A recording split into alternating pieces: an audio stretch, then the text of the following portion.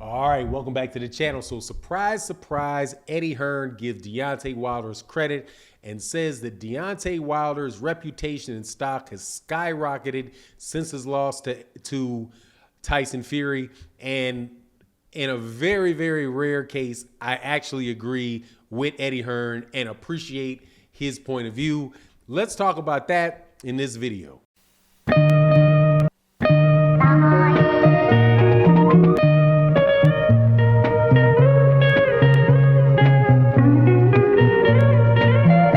All right, welcome back to the channel. So in this video, we're going to talk about Deontay Wilder, Tyson Fury, and Eddie Hearn of Matchroom, the promoter for Anthony Joshua, and one of the biggest critics for Deontay Wilder throughout his career that we've seen. The architect of a lot of really negative attacks on Deontay Wilder when Anthony Joshua was coming up. He actually had some really nice things to say about Deontay Wilder, and I think that they're probably self-serving, but at the same time, it's something that I actually noticed, and I'm really happy that I'm seeing, and that is Deontay Wilder getting a lot of credit by a lot of people for actually being a true fighter and a warrior, for the way that he went through and fought Tyson Fury, gave it his all. Even in defeat, he was still being credited and given actually probably more credit than people had been giving him before. So obviously we know what happened last week, and that is that Deontay Wilder was fighting Tyson Fury. Tyson Fury gets an 11th round knockout, but everything that you could see for Deontay Wilder from round 1 to round 11 is that man gave absolutely everything that he could, and he made it a terrific fight. A lot of people are saying that it's a fight of the year candidate, and you know, when people start talking about a fight being fight of the year, that's because both guys gave it their best, and both guys gave a highly competitive fight. Tyson Fury was definitely the better man in the ring, and honestly, man, I will say that he looked like he was the better fighter the entire fight. But Deontay Wilder showed a lot of grit in the beginning, in the beginning of the fight, going to the body and making it a fight. Then Tyson Fury started stepping it up, dropped him, knocks him down. Deontay Wilder gets back up, but then Deontay Wilder, might have been in the very next round, comes through because Tyson Fury gets a little too aggressive with him. Deontay Wilder comes with a very big and a very big right hand, a different big right hand than usually people see, which is at the end, caught him really kind of close because Tyson Fury was trying to take the space away from him, get him in his chest. Deontay Wilder hits him with a really big shot, drops him. Tyson Fury gets up, wasn't fully recovered. Deontay Wilder drops him again. But then in the next fight, in the next round, Tyson Fury starts pressing him again and again. You can see that Deontay Wilder is tiring, but just through the spots that he can manage to do it, he puts up a fight. He never quits. And when people see that, they can give that man credit for being a warrior and finally get his man credit for being a good fighter. One of the worst things that there is about boxing is these fan bases or people that rip down on these fighters and act like there's nothing that these guys bring to the table, that they're these horrible fighters and how terrible they are, right? You heard it back with even with guys like Floyd Mayweather Jr. would go through that, where people would talk about how Floyd Mayweather Jr. is boring, he's this, that, and the other thing, and they did that for large periods of times in his career until he was able to get out of it. With Deontay Wilder, that really carried from the beginning of his career all the way to last night. And so when Eddie Hearn says that he believes that this man's stock went up, I think that he probably is right, man, because there's a lot of people that know boxing. I'm not talking about people that don't know boxing, not talking about Snoop Dogg, even though Snoop Dogg might know a little bit about it, but you got a lot of celebrities that are going to go, they're going to go with whoever they personally meet and whoever wins the fight, right? It's just, there's a lot of fair weather stuff that goes on. And it's not, there's no shame in supporting Tyson Fury, because Tyson Fury is a great fighter, man. And he really is, I do believe it's fair to say, a great fighter. He beat Vladimir Klitschko to get 3 belts. He had a lot of stuff. Now, I'm not saying he's a clean fighter, because I don't believe he's a clean fighter. However, the guy in the ring knows what he does, knows what he's doing. He's an excellent talent. And he's come back and he's got the WBC belt, and he's really just a step away from getting his hands on all 4 belts, if that's what, if that's actually allowed to happen, right? I don't think it's going to be allowed to happen. I think Eddie Hearn, who I'm kind of complimenting, and I'm not complimenting, I'm agreeing with him in this particular instant. I don't think that if Anthony Joshua was able to get the champion, get that belt back from Alexander Usyk, I think Eddie Hearn is going to try to hide that until Tyson Fury retires.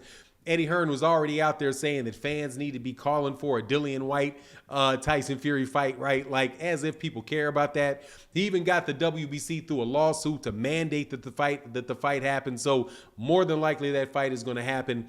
And then the Anthony Joshua and Alexander Usyk fight is going to happen too. But I still, if Anthony Joshua gets his hands back on that belt, I don't see him putting Tyson Fury in the ring with him at all, because Tyson Fury, in my opinion, will beat Anthony Joshua much more easily than he beat Deontay Wilder, and that is the credit that Deontay Wilder is getting. Now, as far as his stock rising, Deontay Wilder still is the only guy in America that people can come over here to fight.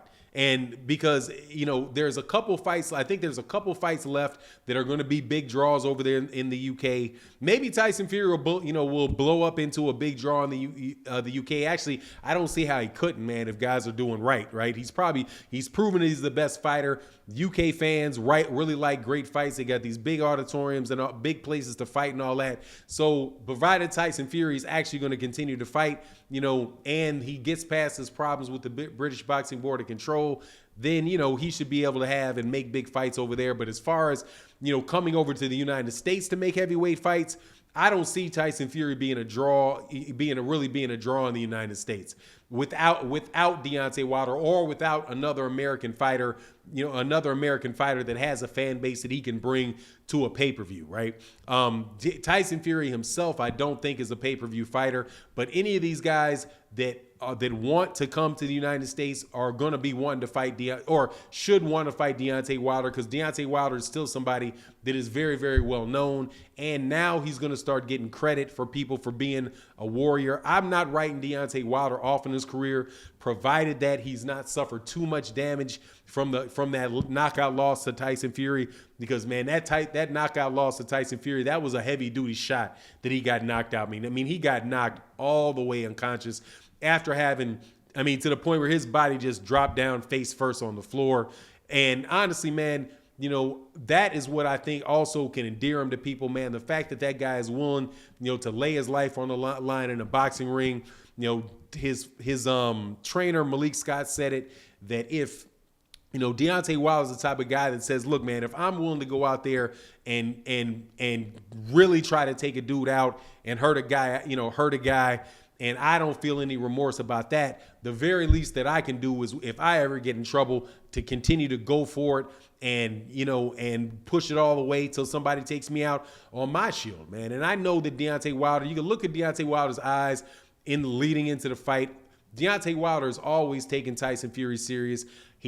I know he didn't appreciate what the cheating that Tyson Fury did, and you guys can talk to you blue in the faces about some of that stuff.